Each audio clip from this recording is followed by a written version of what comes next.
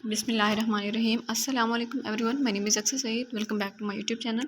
आज के इस लेक्चर में हम डिस्कस करने जा रहे हैं टीचिंग टेक्निक्स में से एक टेक्निक जिसका नाम है गेम बेस्ड लर्निंग। कि गेम बेस्ड लर्निंग है क्या चीज़, इसमें इस तरह के टेक्निक्स का यूज़ करते हुए हम किस तरह से चीज़ों को लर्न कर सकते हैं, इंग्लिश लैंग्वेज को किस तरह से सिखा सकते हैं, सीख सकते हैं।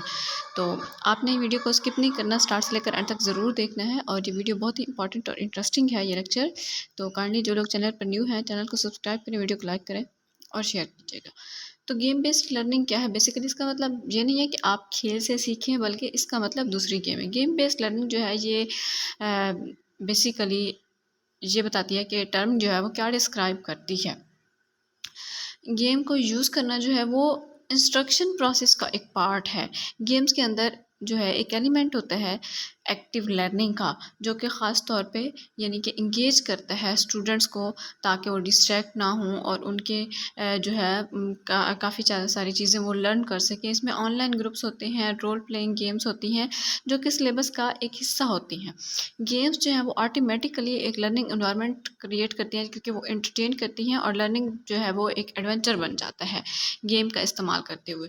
By definition games usually involve करती हैं सेंस ऑफ रिवार्ड को और अकम्पलिशमेंट को, जिसकी वजह से ये बहुत ही मोटिवेटिंग सोर्स होती हैं लर्नर्स के लिए। Similar to game based learning is gamification, ये विच इन्वॉल्व्स गेम मैकेनिक्स, जो कि गेम मैकेनिक्स को इन्वॉल्व करता है और not necessarily actual games, but like ये गेम होती है स्कोर की, लेवल्स की, बैजेस की एंड लीडर बोर्ड्स की।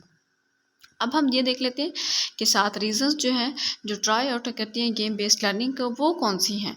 ठीक है जी। First one is spark the love of learning, boost engagement को बूस्ट करता है। स्टूडेंट मेक कनेक्शंस, उनके अंदर कनेक्शंस डेवलप होता है, इंफॉर्मेशन स्टिक्स होती हैं।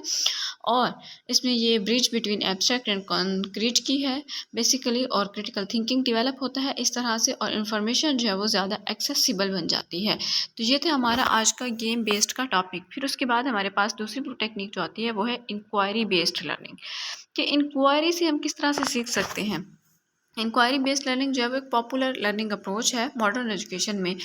इसमें टीचर यूजुअली जो है वो टीचर आस्क करता है, सवाल करता है, ओपन एंडेड क्वेश्चन, या फिर असाइन करता है कुछ प्रोजेक्ट, और लर्नर्स जो हैं वो अपने आप रिसर्च करते हैं उस प्रोजेक्ट को कंप्लीट करने के लिए, या किसी भी फॉर्म में हो, चाहे वो थ्योरी है या जिस चीज़ में भी है। स्टूडेंट जो है वो कंप्लीट कर सकते हैं by doing activities either individually or in small groups.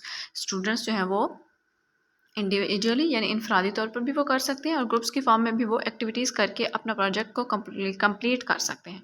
Teacher जो है वो प्रोवाइड करते हैं लर्नर्स को इन्वेस्टिगेशन मेथड, ताकि वो उस पर वर्क करें और let learners finger it out on their own, और it can all start from zero, we students coming up with the question themselves and working on the solution on their own. तो इसमें ये सारा कुछ वो develop करते हैं। Inquiry based learning जो है वो डेवलप करती है एसेंशियल एनालिटिकल और रीजनिंग स्किल्स को और क्यूरियोसिटी को।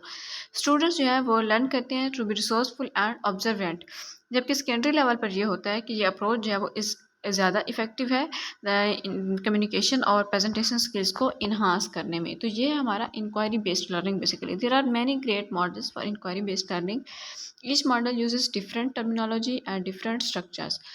जबकि इसमें इन जनरल अगर देखा जाए तो यहाँ पे सर्टन ट्रेंड्स हैं जो कि आप देख सकते हैं कंसेप्चुअल मॉडल्स में।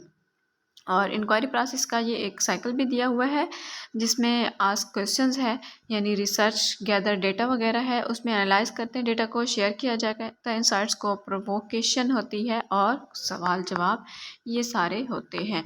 और इसमें फिर इंक्वायरी में ये 4 प्रोसेस और भी बताए गए, जैसा कि सबसे पहला जो है वो इन्वेस्टिगेशन है, डिज़ाइन करना है प्लान को, फिर सिलेक्ट करना है इन्फॉर्मेशन को, और फिर फार्मूलेट ऑन द फोकस, और फिर प्रोसेसिंग का प्रोसेस स्टार्ट होता है, जिसमें हम एनालाइज करते हैं इन्फॉर्मेशन को, फिर इवेल्युएट करते हैं आइडियाज़ को, और ऑर्गेनाइजिंग एंड सिंथेसाइजिंग फाइंडिंग्स। उसके बाद क्रिएटिंग का प्रोसेस आता है, जिसमें हम एक्सटेंडिंग एंड ट्रांसफरिंग लर्निंग होती है, असेसिंग प्रोडक्ट और प्रोसेस होता है, मेकिंग एंड प्रेजेंटिंग प्रोडक्ट होता है। फिर लास्ट वन स्टेप हमारे पास एक्सप्लोरिंग का आता है, जिसमें हम इनिशिएटिंग इंक्वायर करते हैं और टॉपिक वगैरह चूज़ करते हैं। सबसे पहले डेवलप क्वेश्चंस करते हैं, फिर इन्वेस्टिगेट प्रोसेस, और फिर क्रिएट, यानी एक्सप्लोर से स्टार्ट होकर हमारा ये जो प्रोसेस है वो क्रिएट पे ख़त्म होता है। तो I hope it's clear to all of you. Thank you very much. Kindly channel को सब्सक्राइब कीजिएगा, लाइक कीजिएगा और शेयर कीजिएगा।